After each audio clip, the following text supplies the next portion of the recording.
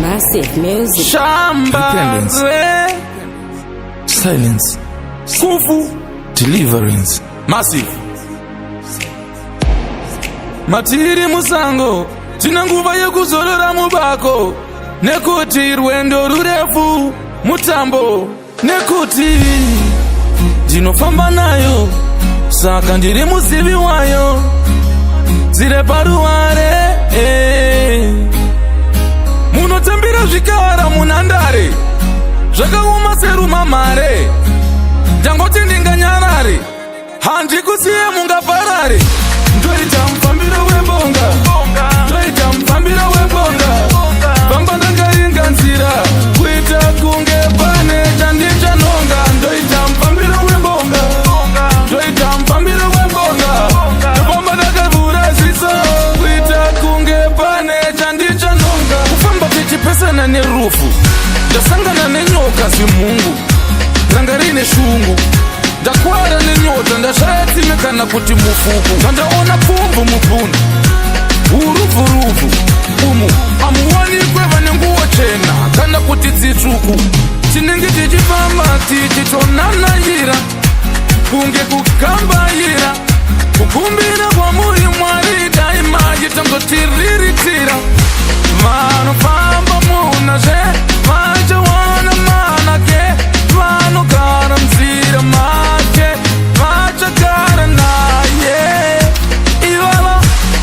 vachakumbira vachipiwa, vepasi avave vakakumbira mapiwa, vanofamba munazve vachawana manake,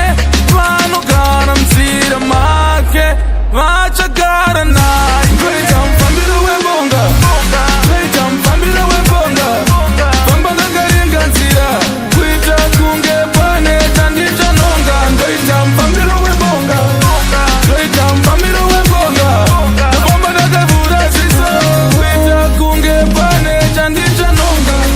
hazvina kumbotangapo, saka hazvere mushe, zvimwe chingouonawo, ndaida kuti ndivaudze kuti Mwari wangu mubukudze, musabuye neberesa ndibvudze, kuda kundiita kunge sehuku yavanodya nemakushe, odze kuti ndinosandione kunge zuse, nekuti Mwari wangu mumukudze, taimumurumbidze, ndinovimba kuti vadzidze, boy kana vandibvudza ndichabva ndavaudza, pese pandinoti ndinosakura ndazunza, pane bera nondibvudza, ndinofamba nayo, saka ndiri muzivi wayo, dzire paruware, munotambira zvikara munhandare, zvakauma seruma mare, ndangoti ndinganyarare, handikusiye mungaparare, vanofamba munazve vachawana manake, vanogara mzira make vachagara naye, ndoita mufambiro webonga, ndoita mufambiro webonga,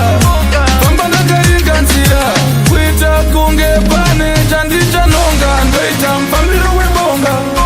ndoita mufambiro webonga, pamba ndakavhura ziso, kuita kunge pane chandichanonga. Massive music.